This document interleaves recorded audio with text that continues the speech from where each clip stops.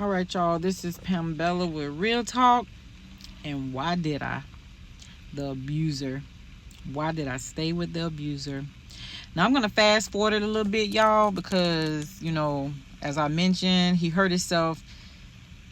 His knee got messed up. And yes, I was there to help nurture him back together. I went and picked up his medications. I brought him dinner. I brought him lunch. I stayed the night over at his mom's house. I didn't take my daughter over there. I only did it on days where she went to go be with her father or like her grandmother or something like that. But I definitely went to go check on him during the daytime when I was off from work and when my daughter was in daycare. Now, fast forwarding up to maybe 3 months, maybe 3 months and some change, this nut hadn't got better. And it looked like he got a little meaner. And when I say meaner, oh my God. Listen, y'all. It had got to a point to where he was starting to be controlling. See, he had already showed me that he was violent. I should have ran for the border then. Like I said, I was being young and dumb. Hadn't fell in love with the wrong man. And a lot of people do that, But sometimes you got to wake up, honey.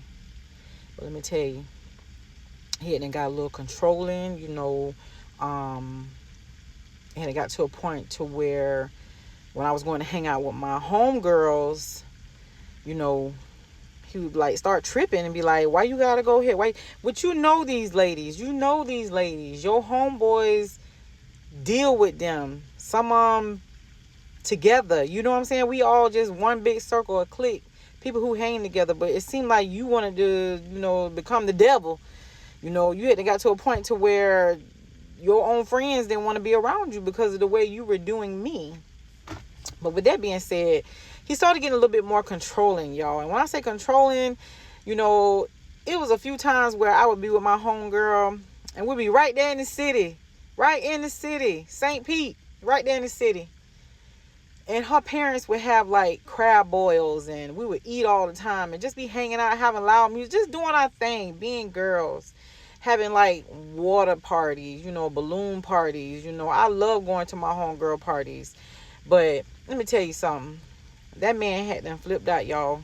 I was going over to these parties at night and it was to a point to where he started back all that calling again. I couldn't even enjoy myself because he was calling so much, trying to keep me on the phone, trying to ruin my night. When you got a jealous person on your hand, they'll do anything to ruin anything you got going on good.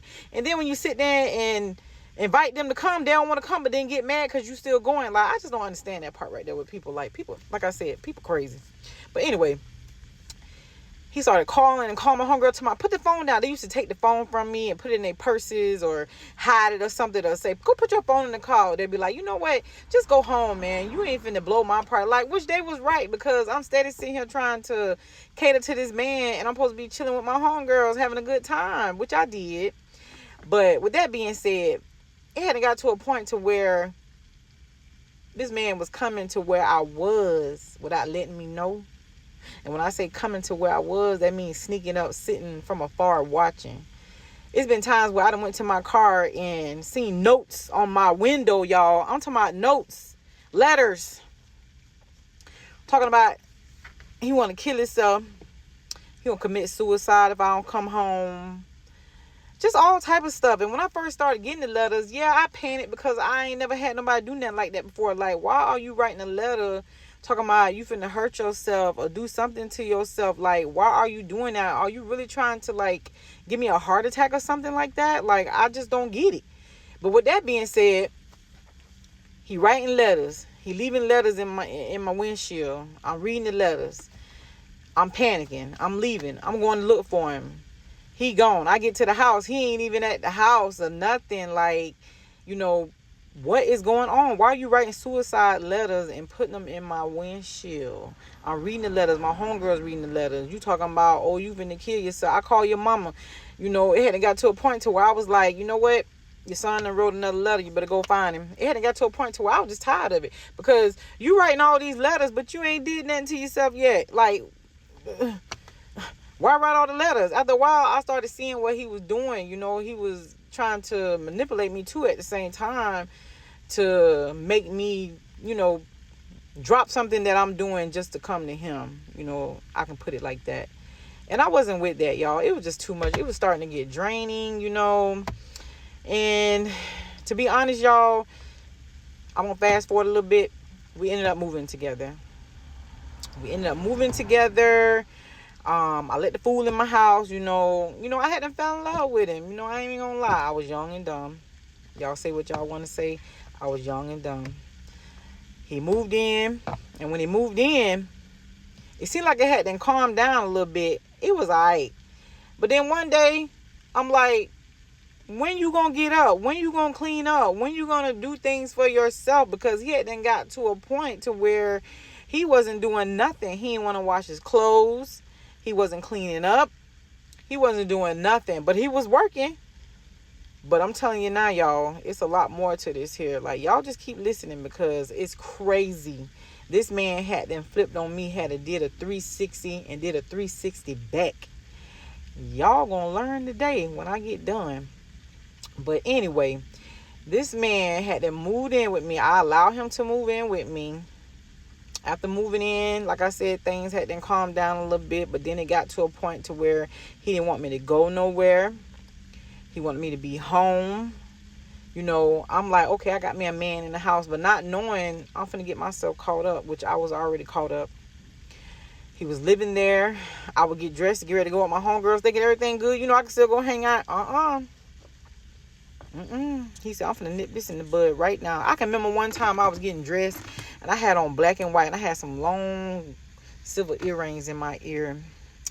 And I was getting ready to leave. I had my clothes on. I was taking pictures and everything, and he came through the door and he was like, where you going? I said, I'm gonna go hang with the girls. Oh, no, you ain't. I said, oh, yes, I am.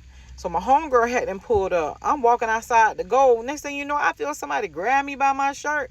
Oh, Lord. This fool had to snatch me back up in the house.